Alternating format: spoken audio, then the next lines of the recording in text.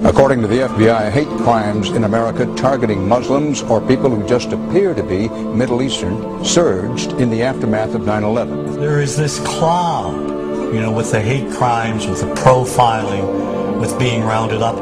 Again, I think this illustrates the power of film, that in spite of the reality, in spite of the material that we know to be true, we still embrace the mythology. The mythology is still a part of our psyches.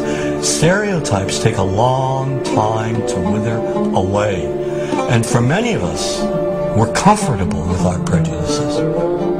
We don't want to change. We've grown accustomed to this face.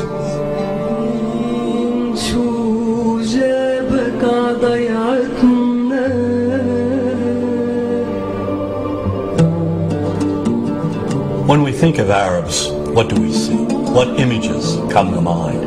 Do we see actual people? People who, despite real cultural or geographical differences, do pretty much the same things that we do.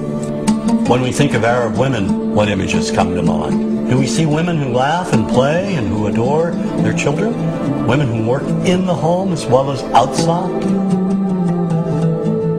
Would it come as a surprise to know that in many Arab countries, a majority of college students are actually women? What's our immediate image of Arab men? Do we see loving fathers? Men who want to provide for their families? What about Arab teenagers? Do we see them the way you would think about teenagers in other parts of the world? Then there's religion in the Arab world. Do we see it as all-encompassing, dominating everything else? Do we know that even though faith plays a huge role in the Arab world, just as it does here in the United States, that it's also true that much of the Arab world is quite secular? When we think of Arabs and religion, does Christianity come to mind? Do we remember that there are over 20 million Christians in the region who have lived side by side in harmony with Muslims for centuries? To their credit, some filmmakers have shown Arabs and American Arabs in all their complexities. An excellent way to shatter a stereotype is through laughter, through comedy. So we have comedians. Comedians have done this historically. Black comedians, Jewish comedians. So we see Arab comedians doing this, and this is one way to release the tension. My name's on a credit card, true story. Guy behind the counter picked up my credit card, sees the Olive card, looks at me all weird. He's like, hey buddy, what kind of name is, that?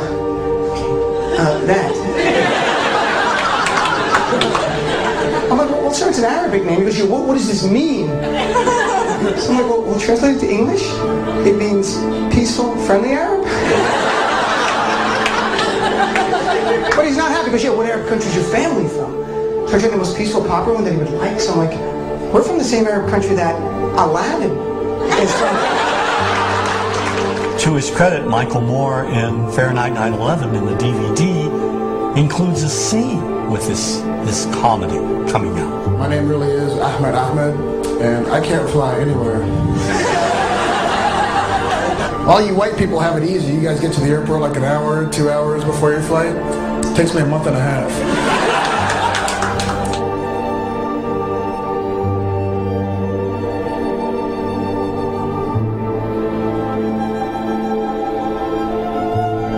Nous vivons dans un monde qu'on peut critiquer, qui est le monde de la dérision.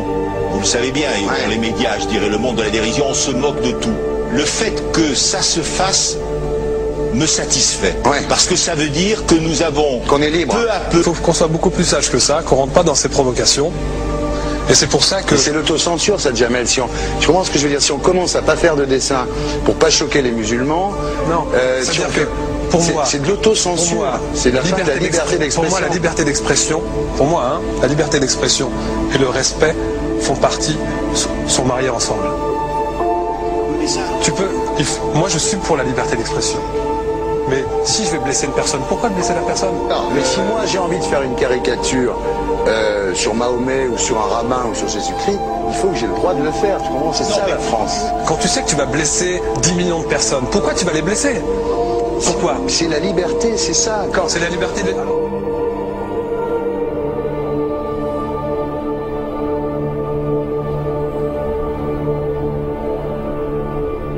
Non, mais vous pensez pas que c'était à vous de vous excuser, non? En disant le sketch n'était pas très drôle, je suis désolé si j'ai blessé des gens, voilà, excusez-moi, voilà, c'est une connerie, c'est mon travail.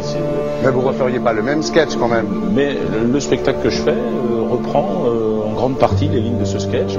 Mais il y a un truc que je comprends pas sur cette affaire, c'est qu'à aucun moment vous avez senti le besoin de vous excuser et que vous en avez rajouté. C'est tellement surprenant, c'est tellement inadmissible que j'en suis choqué. Voilà. Dans un pays où on peut parler, on peut s'exprimer. Et là, pourquoi tout d'un coup, sur un sujet, on ne pourrait pas s'exprimer vous savez bien pourquoi on ne peut pas s'exprimer. Pourquoi?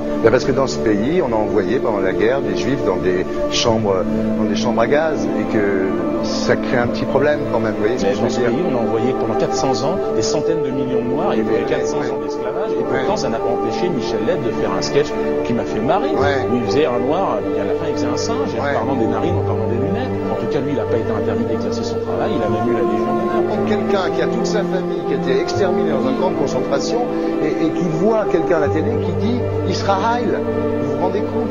Je sais pas. Mais on peut pas. Il y a des moments où même si on connaît les gens, même si on les a invités, on leur... Et c'est pour ça que... C'est l'autocensure, ça, Jamel. Tu comprends ce que je veux dire? Si on commence à pas faire de dessin pour pas choquer les musulmans... Non, si on fait... C'est de l'autocensure. C'est la fin de la liberté d'expression. Pour moi, la liberté. Et là, pourquoi tout d'un coup, sur un sujet, on ne pourrait pas s'exprimer vous savez bien pourquoi on ne peut pas s'exprimer. Pourquoi?